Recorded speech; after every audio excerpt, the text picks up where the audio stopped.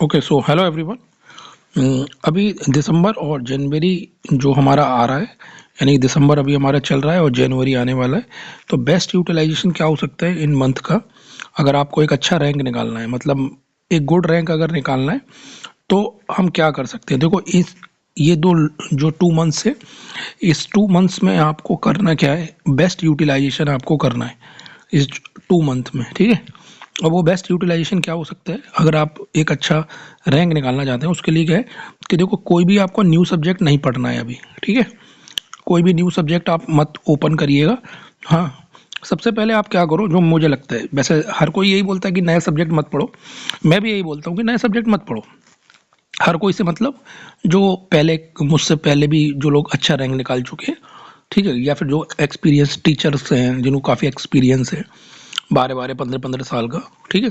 तो वो सब भी बोलते हैं कि लास्ट मंथ में आप नया सब्जेक्ट मत पढ़ो। मैं भी यही बोलता हूँ कि मत पढ़ो, लेकिन यहाँ पर थोड़ा सा ट्विस्ट है। वो ट्विस्ट ये है, आप क्या करो अभी, अगर मान लो आपके 8 सब्जेक्ट हो गए, जिन लोगों के 10 सब्जेक्ट हो गए इलेक्ट्रॉनिक्स में, या फिर 11 और 12 सब्जेक्ट हो गए इलेक्ट्रिकल और इंस्ट्रूमेंटेशन में, ठीक है, मतलब फुल सिलेबस हो गया है, वो लोग अभी रुक जाएं। पहले मैं उनकी बात करता हूँ जिनके 8 सब्जेक्ट हुए हैं, या 6 सब्जेक्ट हुए हैं, या 4 सब्जेक्ट भी हुए हैं, ठीक है, जिनके फुल सिलेबस नहीं है, लगभग इस लेवल में सिलेबस है कि 80%, 60%, 70% सिलेबस हुआ है। अब उन लोगों के लिए सबसे बड़ी प्रॉब्लम ये है कि जिनके 8 सब्जेक्ट हो गए, वो ये सोचेंगे कि मैं जो 2 सब्जेक्ट बचे हैं उनमें से कोई एक और कर लूँ तो मेरा काम हो जाएगा। जिनके 6 हुए हैं, यानी 6 रहे हैं कंप्लीटेड, वो भी सोचेंगे कि एक सब्जेक्ट और हो जाए, ठीक है। अब मैं आपको बताऊंगा आगे प्लान, बहुत बढ़िया, आपको समझ आएगा। तो सबसे पहले आप क्या करो, अगर आपके सब्जेक्ट पूरे नहीं हुए, कोई बात नहीं, मैं एज्यूम कर लेता हूँ कि आपके 8 सब्जेक्ट है। अगर आपके इससे कम है तो आप मैनेज कर लेना, ठीक है, और उसके अकॉर्डिंग प्लान बना लेना। तो आपके 8 सब्जेक्ट है, तो आप के अगर मान लो इलेक्ट्रॉनिक्स में 2 रह गए, तो आप अभी रुक जाओ, या इलेक्ट्रिकल में आपके 3 रह गए, आप नए सब्जेक्ट की तरफ मत भागो। आप क्या करो, पहले जितने सब्जेक्ट हुए हैं इनको रिवीजन में डालो फटाफट। इनको रिवीजन का प्लान बनाओ, इनको रिवाइज करना स्टार्ट करो, पूरा पूरा सब्जेक्ट स्टार्ट करो रिवीजन, ठीक है। तो कम से कम ट्राई करो कि हर सब्जेक्ट का आप 2 बार रिवीजन ले लो, ठीक है। मतलब दिसंबर दिसंबर में आप 2 बार रिवीजन कर लो। ऐसे आप, कोई भी सवाल कर सकता है कि सर 2 बार रिवीजन नहीं हो पाएगा, बड़े बड़े सब्जेक्ट हैं, भाई मैनेज करना पड़ेगा, ठीक है। तुम एक अच्छा रैंक निकालना चाह रहे हो, लोगों से अलग होना चाह रहे हो, तो कुछ कैपेबिलिटी तुम्हारी अलग होनी चाहिए। आप नॉर्मल पर्सन की तरह बिहेव नहीं करेंगे आप, ठीक है। यहीं से आपको लंबी छलांग लेनी है। अब तक आप रेंगते हुए आए, अब आपको लंबी छलांग मारनी है, ठीक है। तो आपको अब यहाँ से अगर लंबी छलांग मारोगे, तभी आप रैंक निकाल पाओगे। तो मान के चलो कि मैं ये एज्यूम कर रहा हूँ कि 2 बार आपको लेना है। अगर 2 बार आपका हो जाता है, ठीक है, 2 बार हो जाता है, तो आपको बहुत कॉन्फिडेंस आ जाएगा। फिर आप जनवरी में, अगर आपका सब्जेक्ट रहेगा, एक सब्जेक्ट आप पकड़ सकते हो। वो भी ऐसे नहीं कि आप पूरे दिन पढ़ो, आप 2 घंटे, 2.5 घंटे, 3 घंटे पढ़ो वो सब्जेक्ट, ठीक है। वो मान के चलो कि आप पूरे जनवरी 3 घंटे, 2 घंटे पढ़ोगे, आप 70 to 80% ही आप कर पाओगे, पूरा नहीं कर पाओगे। आप ये मान के चलो इतने में खुश रहूंगा मैं, ठीक है। तो इस तरीके से आप अपना कवर कर सकते हैं।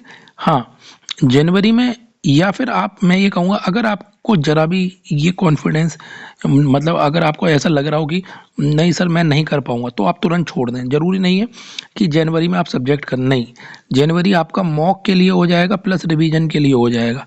आप मॉक भी दे सकते हो, जो बच्चे दिसंबर में दे रहे हैं वो देते रहें, जो नहीं दे पा रहे हैं वो जनवरी में दें मॉक, प्लस आप रिवीजन भी जनवरी में रखेंगे। तो इससे कम से कम आपका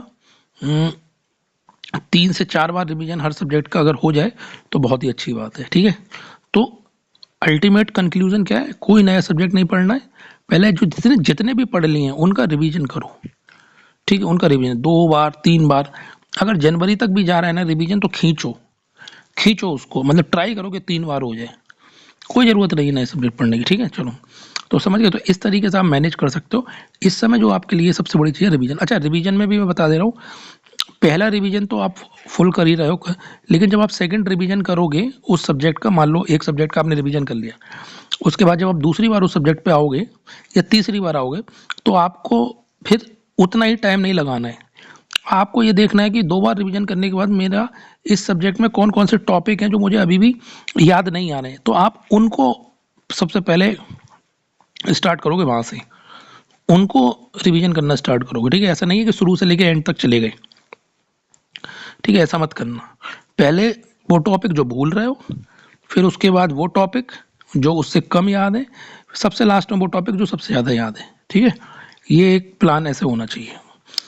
ठीक है, अब एक सवाल मुझसे बहुत बार पूछा गया है अभी लास्ट के दिनों में, वो ये पूछा गया है कि सर मेरा कम्युनिकेशन और ईएमटी बचा हुआ इलेक्ट्रॉनिक्स वालों के लिए, ठीक है, और पावर इलेक्ट्रॉनिक्स, मेजरमेंट और ईएमटी, पावर इलेक्ट्रॉनिक्स की जगह पावर सिस्टम भी हो सकता है क्योंकि मशीन तो लोग कर चुके हैं। ठीक है, पावर इलेक्ट्रॉनिक्स और मेजरमेंट, ईएमटी, ये 3 सब्जेक्ट इलेक्ट्रिकल वालों के बचे रहे हैं। मतलब ऐसे सवाल मुझसे पूछे जाते हैं। और अगर इलेक्ट्रॉनिक्स में है तो कम्युनिकेशन और ईएमटी सर बचा हुआ है, और इलेक्ट्रिकल वाले ये सवाल पूछते हैं कि पावर इलेक्ट्रॉनिक्स बचा हुआ है, ईएमटी बचा हुआ है, मेजरमेंट बचा हुआ है सर। ठीक है, तो क्या करें? तो मैं ये कहूँगा, आप जैसे एग्जाम्पल कम्युनिकेशन और ईएमटी बचा हुआ है तो लोग पूछते हैं सर कौन सा करें दोनों में से। देखो, दोनों में से आप पूरा सब्जेक्ट ऐसे टाइम पे नहीं कर पाओगे, दिमाग में हपड़ सपड़ बहुत रहेगी, और अगर करना भी चाहोगे तो कोई एक ही सब्जेक्ट कर पाओगे।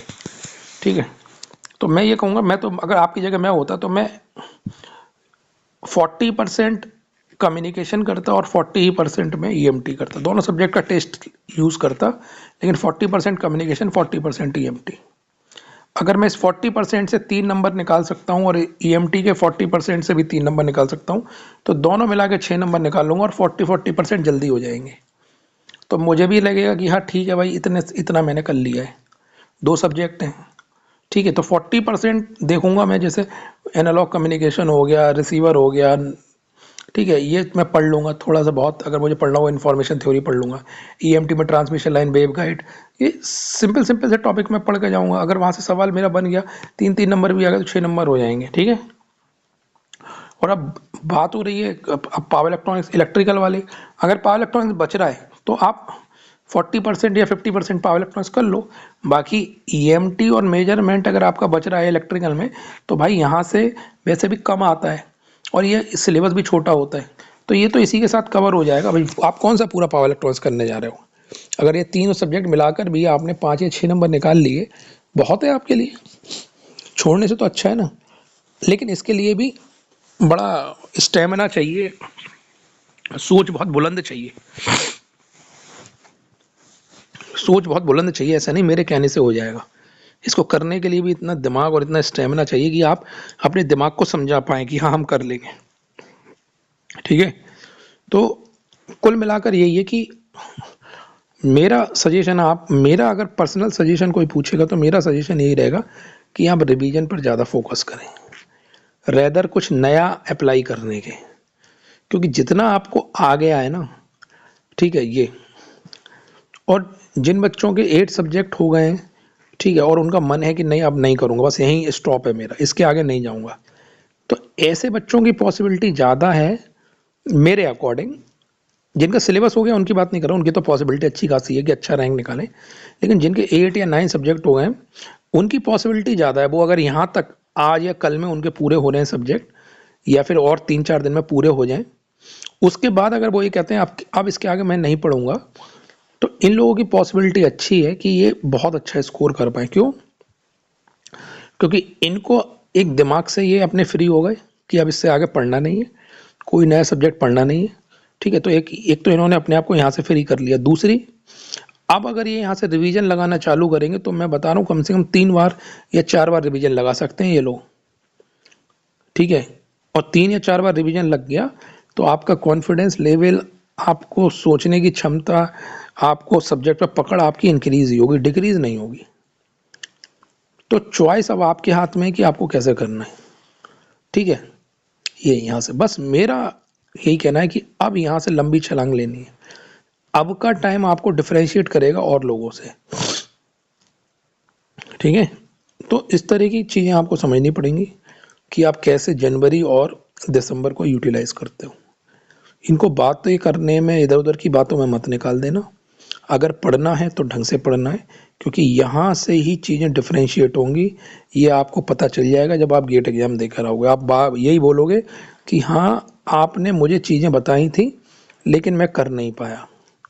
अब कोई बच्चा पूछेगा सर कैसे करें? भाई कुछ भी करो, एक चीज़ याद रखो एक चीज़ हमेशा याद रखो, आप कुछ भी करो जो चाहो, एक चीज़ आपको याद रखनी है, वो ये याद रखनी है कि मेरा टाइम खराब ना हो, मैं जी तोड़ मेहनत करूं, ठीक है, और वो सारी चीज़ करूं जो मुझे इम्प्रूवमेंट की तरफ बढ़ाएंगी। ठीक है, कुछ भी ना समझ में आ रहा हो, कुछ भी ना समझ में आ रहा हो क्या करूं, तो कोई बात नहीं, जितने सब्जेक्ट कंप्लीट कर लिए उनको लेके बैठ जाओ रिवीजन में। बस 1-2 दिन रिवीजन करोगे, सब समझ में आएगा आगे क्या करना है। कोई डिमोटिवेशन नहीं, कोई कुछ नहीं, मस्त तरीके से पढ़ो, बता रहा हूँ। इस प्रोसेस को एंजॉय करो और घुसो चीज़ों में। कुछ ना समझ में आया करे ना कभी कि मुझे क्या करना है, मुझे समझ नहीं आ रहा, कैसे करूं, मैं सच बता रहा हूँ, चुपचाप रिवीजन करने बैठ जाओ, चुपचाप रिवीजन करने बैठ जाओ। जब कुछ ना समझ में आए कि नया सब्जेक्ट पढूं, पुराना पढूं, ये करूं, वो करूं, न्यूमेरिकल करूं, ये करूं, वो, जब दिमाग एकदम एग्जॉस्ट हो जाए ना, सब में ना, चुपचाप रिवीजन कूल होकर ये सोच कर रिवीजन करो कि कोई बात नहीं, मुझे यहाँ से 0 नंबर मिलेगा, लेकिन मैं फिर भी करूँगा। जब आप इतना रिलैक्स हो जाते हैं ना, जब आप ये सोच लेते हैं कि आपको यहाँ से कुछ गेन नहीं होना है, लेकिन फिर भी आपको करना है, तो दिमाग इतना रिलैक्स हो जाता है कि फिर चीज़ें यहाँ से पकड़ना बहुत प्यार से शुरू कर देता है। तो इस तरीके से आपको ध्यान रखना है। यूटिलाइजेशन मैंने बता दिया, जनवरी और दिसंबर का ढंग से कर लो, आपका रैंक बन जाएगा। तो होपफुली आपको समझ में आया होगा मैं क्या कहना चाह रहा हूँ, क्या बात रखना चाह रहा हूँ। ठीक है, बाकी और भी मैं चीज़ें डिस्कस करता रहूँगा आपसे, क्या पर प्रॉब्लम आ सकती हैं, उनको कैसे टैकल करें, या फिर आपको कोई प्रॉब्लम हो तो आप कमेंट सेक्शन में ज़रूर बताइएगा। ठीक है, तब तक के लिए bye bye and good luck to all of you.